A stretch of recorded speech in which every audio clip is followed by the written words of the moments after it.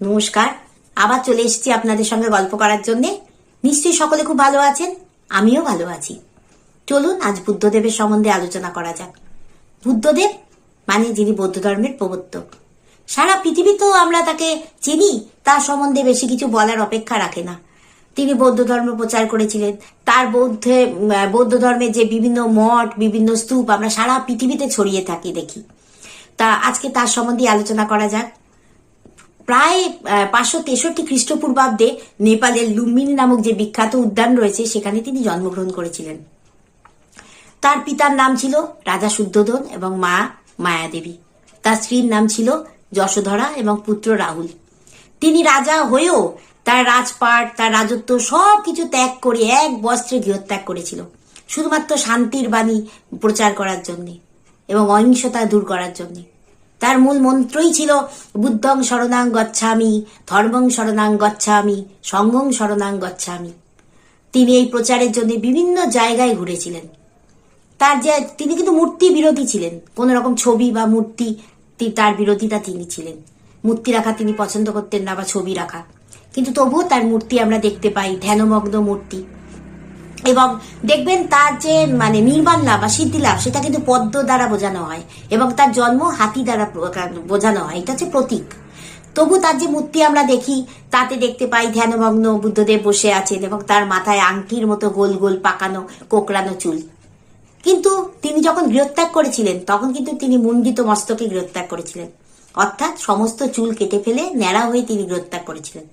তাহলে তার মাথায় যে কোকড়ানো চুলগুলো দেখতে পাই সেগুলো কেন? সেগুলো কিন্তু আসলে চুল নয়, সেগুলো হলো শামুক। তিনি একবার বৃক্ষের তলায় বসে গভীর ধ্যানমগ্ন হয়ে গেছিলেন। তার ধ্যান এতটাই গভীর ছিল যে সূর্য যে মধ্যগগনে উঠে প্রখর তাপে যে চারিদিক ঝলসে দিচ্ছে সেইটুকুনি তার অনুভূতি ছিল না। এই সময় সেখান দিয়ে একটি শামুক যাচ্ছিল। সে দেখতে পায় যে বুদ্ধদেব ওখানে ধ্যানমগ্ন হয়ে আছে।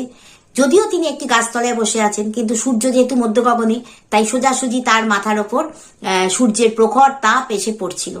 ওই দেখে শামুকটি আস্তে আস্তে বুদ্ধদেবের মাথার ওপর গিয়ে বসে এবং তার যে লালা রস বা ঠান্ডা, যে তার গায়ে যে ঠান্ডা ভাবটা, সেইটা বুদ্ধদেবের মাথার ওপর ছড়িয়ে দিয়ে তিনি বুদ্ধদেবকে একটু শান্তি দেওয়ার ব্যবস্থা করে, তার যাতে একটুখানি কষ্টটা লাঘব হয় এবং তার উপাসনা যেন বিঘ্ন না হয় বা তার যেন ধ্যান যেন ভগ্ন না হয়, এই জন্যে। এবার সেই শামুকটিকে দেখে আরো শামুক যারা ছিল তারাও গিয়ে গিয়ে আস্তে আস্তে বুদ্ধদেবের মাথার ওপর ওইভাবে গিয়ে ছাতার মতো আগলে বসে। এইভাবে 108টি শামুক ওই বুদ্ধদেবের মাথার ওপর গিয়ে বসে এবং পুরো মস্তকটি পুরো আবরণ করে রাখে, যাতে নাকি সূর্যের রোদ তার মাথায় না আসে এবং শামুকদের গা দেখবেন একটু ঠান্ডা আর একটু জলীয়, সেই ভাবটা দিয়ে যাতে বুদ্ধদেবের মাথা ঠান্ডা থাকে, তার ধ্যান যেন ভগ্ন না হয় বা কোনো রকম যেন বিঘ্ন না আসে। এইভাবে তো বুদ্ধদেবও ধ্যান করছেন এবং শামুকগুলো রয়েছে। সন্ধে হয়ে গেল, বুদ্ধদেবের ধ্যান তখন ভগ্ন হলো। ওদিকে শামুকগুলোই সারাদিন ওই প্রখর রোদে ঝলসে একদম শুকিয়ে মারা যায় এবং মারা গিয়ে ওরা মাথার মধ্যেই আটকে থাকে। এবার বুদ্ধদেব তো সেসব জানেন না। তিনি এবার যখন উঠেছেন এবং মাথা ঝাড়া দিয়ে দাঁড়িয়েছেন, সেই সময় তার মাথার উপর থেকে ওই শুকিয়ে যাওয়া শামুকগুলো নিচে ঝরে পড়ে এবং সেই শামুকগুলোকে দেখেই বুদ্ধদেব সব বুঝতে পারেন। তিনি তো অবতার ছিলেন, কিন্তু তার কাছে সবই জ্ঞান ছিল তার, এবং তিনি বুঝে ফেলেন এবং তারপর থেকেই ওই শামুকগুলো স্মৃতি রাখার জন্য এবং তাদের সম্মান জানানোর জন্য বুদ্ধদেবের যে মূর্তি আমরা দেখতে পাই, তার মাথার উপর যে গোল গোল ওই 108খানা রয়েছে আংটির মতো, সেইগুলো ওই শামুকেরই প্রতীক, ওই শামুকেরই মূর্তি হিসাবে রাখা হয়েছে। বুদ্ধদেব যেমন পূজনীয়, ওই শামুকগুলো তেমন পূজনীয়। কারণ বুদ্ধদেবকে যেভাবে তারা ছাতার মতো মাথার উপর আগলে রেখে তাকে সিদ্ধি লাভে যা সহায়তা করেছিল, তারাও তো মহান ছিল।